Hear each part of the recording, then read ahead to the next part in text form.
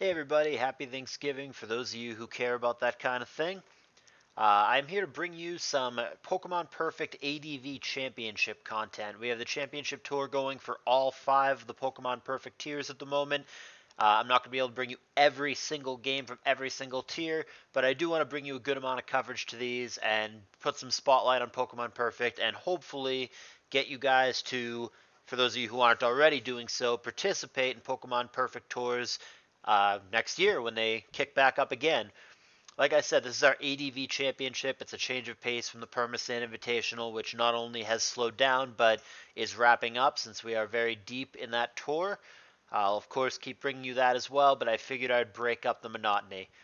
So, what we do have here is Teclis playing on this alt Luth Hibiki, whatever the fuck that means, against Bushtush. This is the second round of our PPADV championship. Basically, very briefly, all these tours, the championships for every tier, they are 16 man. They are qualification only based on points, and they are seeded. So this is the second round. These guys have both already gone through one opponent, and it is the 2 seed Teclis against the 7 seed Bushtush in a best of 3 set. And there is cash for the winner only of this tour. So hopefully now that you guys have all that context, I won't have to go over this every single time I do one of these matches. Let's get to the meat and potatoes. Here is the game. Game 1. So Teclis is on the bottom, as I said, Luth, Hibiki, whatever that is. Bushtush is on the top. Looks like a physical or mixed offense for Teclis. Bushtush lead zap could be just about anything. Zap into T-Tar is very standard, very versatile. Could be a TSS, could be a mixed offense, yet to be determined. But we do see that T-Tar has leftovers here, and it is at least partially physical, if not entirely physical. Goes for EQ here, changes it up to a focus punch, but Claydol going to disrupt him with the Earthquake. Teclis could be piloting a Magdoll here. Certainly looks it based on what he showed so far, but it also could be a Boom Spam. He does get a critical hit explosion on Celebi, which almost certainly matters. Very unlikely that that would have killed without. It is now looking less likely to be a Magdoll from Teclis. He's got Blissey here, so he's got the Bliss plus Lax combo that we've seen a little bit of. I don't personally like this structure all that much, but I've seen a number of good players, Teclis included, use this structure a few times, so perhaps it'll work out here. The Lax almost certainly, now that we've seen the Bliss, I think the Lax probably has Explosion as well. So the Lax and the meta probably with Boom are trying to go down to the Coon as the last poke or one of the last pokes. Dugtrio here with the Earthquake. Ice Beam Retaliation, crit or freeze would have been necessary there. Doesn't find either. And Dugtrio is going to take out Bliss. Going to leave us in a 4-5 situation with Bushtush in the lead. He also has multiple unreveals. Well, one unrevealed now because he brings in Swampert. Eats Dragon Claw, which is going to indicate there's almost certainly HP Grass in the back. And there is Protect and Hidden Power, respectively. Like I said, that is almost certainly HP Grass, not HP Flying or whatever else. It's going to be Salamence that gets out of the way, and obviously Bushtush does as well. He goes back to the lead Zapdos that we know has Baton Pass. Thunderbolt gets a lucky 10% para on Lax, but Body Slam comes back with an even higher chance of para and doesn't get it, so that was unlucky for Teclis, but nevertheless Bushtush is the one who gets out of the way, and it's a boom from Lax to kill the T-Tar that was at 42%. So, I mean, not exactly taking a super healthy Mon out, but it didn't blow up on the really weak Zapdos either. Better than nothing. Bushtush gets a T-Wave off on the Salamence on the way out. Dragon Claw happens anyway. Down that goes. Leaves us in a 3-3. Bushtush, as it turns out, is a really balanced team. This is a well-known team that I believe I've seen Teclis use before, so he probably actually has this in his builder and knows exactly what he's up against here. So we'll see how the late game plays out in this 3-3 situation. The Coon here is a major threat if the Starmie, that I believe is an off-star with Thunderbolt, were to go down. There is Calm Mind and Earthquake respectively. Coon at 42 right now. Previous Earthquake did 29.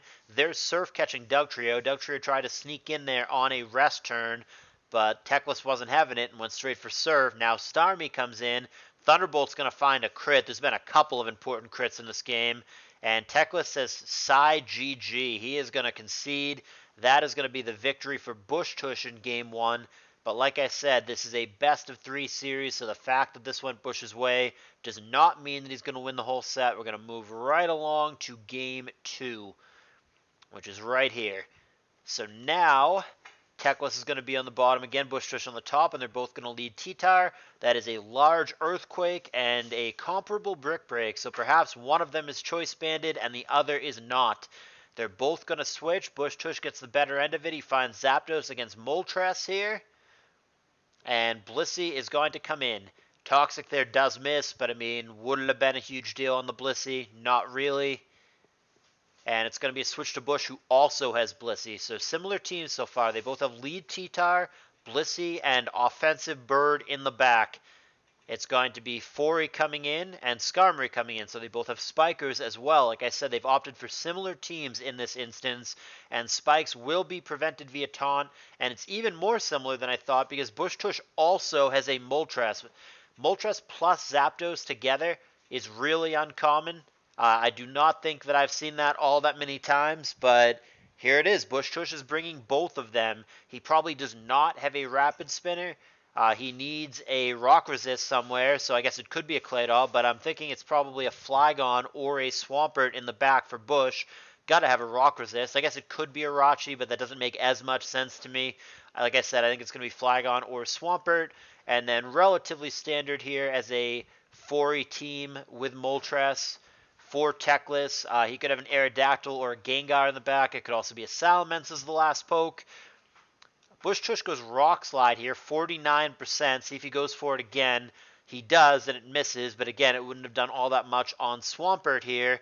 And now Fori going to double in, thinking it's going to scare out the Tyranitar, but it does not. Bushtush stays in Rock Slides again, which is a good prediction.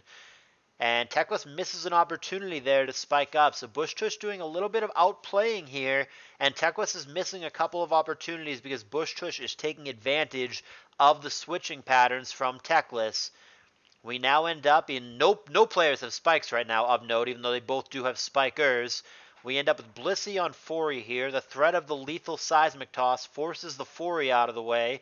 Now we have Toxic and Thunder Wave, so they're going to exchange status moves. Doesn't matter all that much on 2 natural Cure Pokes, but the Blissey for Teclis is on the clock. Gets out of the way to a Gengar and does come in safely on Seismic Toss. Good thing for him that he didn't switch it up for Ice Beam or anything like that. That was a pretty safe Gengar switch. There's not too much that could have gone wrong there. Seismic Toss connects with the Pert. Blissey refusing to budge for Bushtush. And good thing, Seismic Toss there through the Para is going to disrupt a Focus Punch that would have done big damage there had full Para connected. Focus Punch again. And now Zapdos going to come in. Should take it just fine, even though it is presumably an offensive Pert, given the fact that it does have Focus Punch. T-Tar doubles in, and it's going to be a failed Protect for Teclis, but that works out just fine because he's staring down a Choice Band Mon. He can simply Protect again, and I'm somewhat surprised that he doesn't, but Teclis makes the better play. Gets Fori in. Again, it's not able to spike thanks to Taunt, but he does get a couple of lefties back, which is going to make it easier for the Fori to later try to get spikes up. Neither player has been successful all game in that endeavor. And more switching leads us to Blissey and Tyranitar. We know the T-Tar is banded. It goes Focus Punch here, and finally it's going to get a big chunk off. That's going to do 61% against the Swampert for Teclis. However, he pulls it back, and so does Teclis. We end up with Gengar on Zapdos. Now, Will-O-Wisp connecting is very good. And Thunderbolt Retaliation gets a lucky 10% power. That's the second time that Bushtush in this series has been the beneficiary of a 10% para. And more switching, a lot of switching in this game, but neither player able to get spikes to stick. Gengar comes in on Rock Slide. It's going to die. That's going to be the first fodder of the game. It's going to be the lead for Bushtush in Game 2. It is now Fori switching in. And Rock Slide is going to be crit there as well. That's going to be down. And that is the concession from Teclis. Now, wait a minute here. Oh, boy, this is really awkward. Okay, so obviously Bushtush wins the series. But I think, yeah, based on the chat that I'm seeing here, I think they posted these games out of order, it looks like. So there actually was a third game. This is really awkward. I don't want to re-record this whole damn thing, but they posted the games out of order, it looks like. I think this was game 1 or 2. This one that we watched, I think, was actually game 3. And then we never even watched this game, which I guess we could just watch on hyper fast real quick to be fair and get an idea of what happened. But really awkward. I was intending to do the full set. I didn't realize that Bushtush, who posted his victory, is a moron. I should have realized that. I knew that part. But he did it in the wrong order, so we didn't actually get to see this game. We obviously know the outcome here. If there's a third game and we saw Bushtush win twice, we obviously know that Teclis goes on to win this game, but just for the sake of being a little bit fair and me not having to re-record this whole damn thing, we can just take a quick peek at what they both tried to do here. It looks like Bushtush brought like an offensive Kingdra team with a boom, with Doug trying to clear out special walls, yada yada. Looks like Teclis brought another 4E stall. Looks pretty close at the time. Just the obvious issue right now on turn 21 is that the Blissy's really... Is she healthy? Oh, she's at 14%. But yeah, the Bliss is really tough to break for Bush's team. And also the Kingdra can't kill the Zapdos here without a crit. Mach Punch. Yeah, and then the Skarmory just dies to the Breloom Zapdos combination. So I don't know what the order is. Let's see. This one ends in 19. This one ends in 13. So yeah, these got posted in the wrong order. So the way this was supposed to go, this one was game 1 that Bushtush won in the like Moltres, TSS mirror match. This was game 2 that Teclis won. And then game 3 is actually the first game that we watched, which is really awkward. And that's really too bad. Again, Bushtush posted them in the wrong order.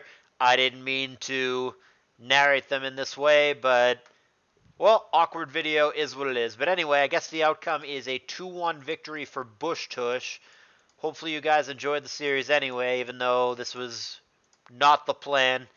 And I'll continue to bring you content from this tour for a change of pace from Permasand. We will see who wins the Pokemon Perfect ADV Championship. In the meantime, thumbs up, and I'll see you in the next video.